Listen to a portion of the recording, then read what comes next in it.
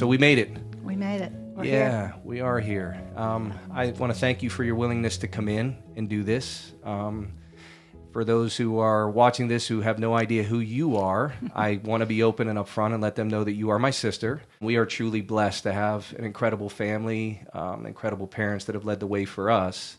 And just want to thank you for being here. Thank you for your willingness to be open and honest and tell your story.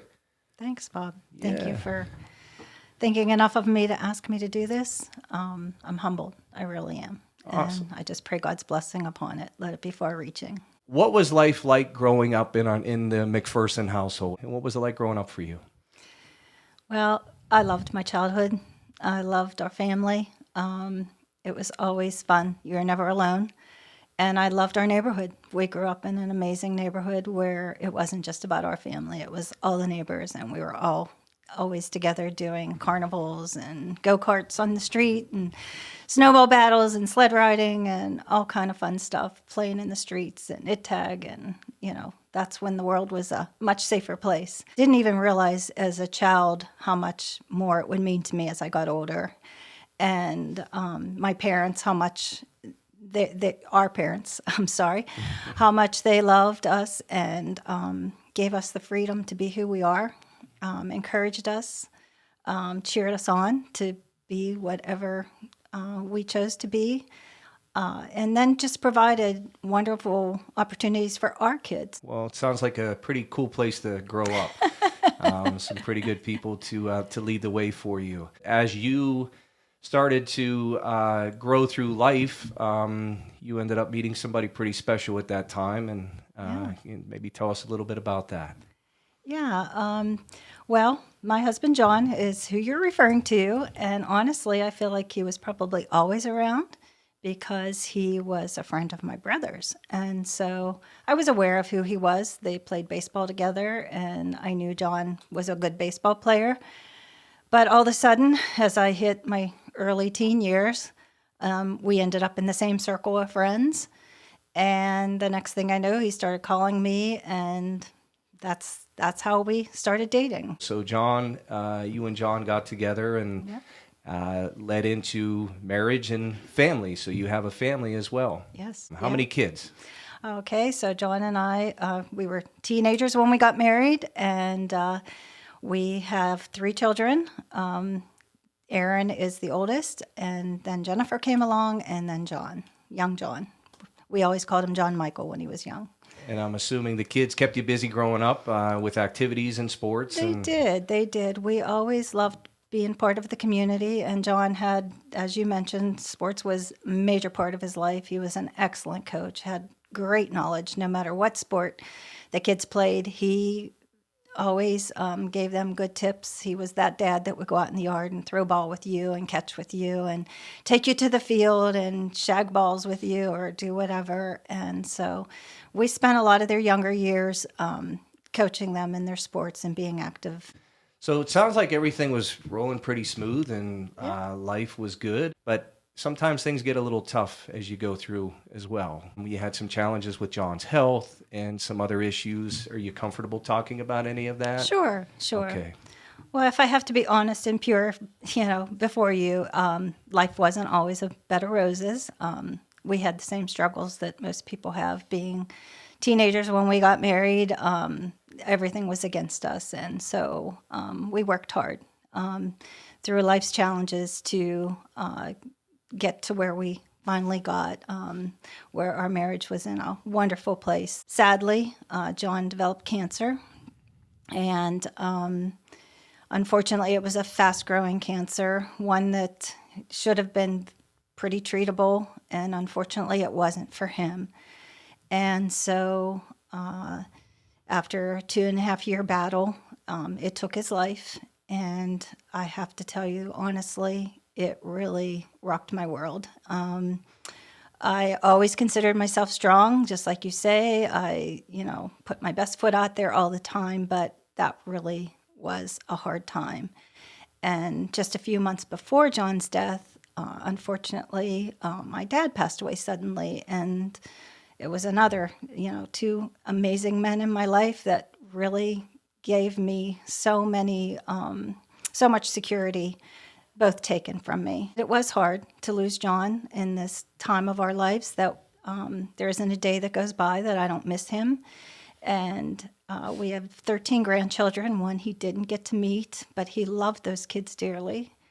And when I see what's going on in their lives and how much he would have enjoyed that, it's still very sad and very hard. People were struggling. People were by themselves. They're struggling with many, many different battles that they're facing out there. When you were going through those difficult times, what was it that helped you kind of get through that? Because you had to deal with a lot. I allowed myself to go through them. When you surround yourself with people, and it may not be a crowd, it may be just one or two individuals that really come alongside you and encourage you and support you, allow you to be yourself. They love on you. I just allowed myself to go through those times and to just be me. And I had two very close friends that lost their husbands a few years before me. And they came alongside me right away, and they just blessed me amazingly. And I pass this on to women who lose their husbands. There's no right way to do this. You have to. Grief is, they say it's the price we pay for having loved somebody. I rely on God for everything, and so every day, every minute's a blessing, and I just try to face life the best I can, knowing that it's a gift. But there was a point in your life when you decided to make a change for you and for yourself. Yeah. And I'd like you to talk about that, because the decision you made has made, I think, a bigger impact than you could even possibly imagine. Well, through the years, food was never a big deal for me, but bad food choices has always been a big deal for me. I could never pass a counter at the grocery store without looking at the candy bars, or it was just as easy to grab a bag of chips as it was. I didn't care about the steak. What's for dessert? I just had terrible, terrible eating habits. And so as stress and life issues comes on, that was probably my closet thing, where I looked to food to give me comfort. And I could get away with that. I was not that child that had a weight issue. I wasn't typically that young adult that had a weight issue. I really didn't even gain a lot of weight or maintain a lot of weight after I had pregnancies. But through the years, my poor eating habits really did catch up to me. And so after John's death, I did, living alone, I didn't care about having good food in the house. I just wanted something I could quickly grab. And so slowly but surely, the scale was not looking like I wanted it to look. And it wasn't only just a number on the scale. As I was getting older and knowing I lived alone, I did not want to end up being a burden to my kids. And so it became a health issue as well. I was blessed in 2016 with a trip to Hawaii with my friend. We went to stay with her cousin, and it was the trip of a lifetime. I just, never imagined that I would do that. Actually, we left on the anniversary date of John's death, and I remembered thinking, I can't believe you're going away on this day, but I knew somehow that date was significant. So we had a layover from Phoenix, Arizona to Maui, and I sat on a plane with this beautiful young couple that we just got to talking, and I really enjoyed them, and off and on for 5 hours we talked. And she shared a little bit with me that she helped people get healthy. And I remember thinking, well, that's really, really nice. So to make a long story short, we became friends on Facebook, and she would share different things. And after a couple years, I reached out to her, and I decided to get on this health journey myself. And so now I help other people get their lives in order, their habits in order, form great, healthy habits. And it's wonderful just to share this with people. So you made this choice to get healthy, and it had a pretty significant change, and you lost quite a bit of weight through this process. Is that right? How much weight did you actually lose? Yeah, well, when I talked to my coach, she asked me, how much weight do you want to lose, Lynn? And I said, you know what? let's just talk about 10 pounds at a time. I can't look at the big number, and I don't even know what that number is going to look like. But so I told her 10 pounds, and within the first week, I absolutely loved this program. It was so easy to follow. Everything went so well that I continued on and lost 65 pounds. I actually lost 70 through the transition part, and realized that was probably going a little bit too far. That might have worked in my teen years and my early adult years, but at this point, I was quite content with the 65-pound loss, and I've been maintaining that for a year and a half.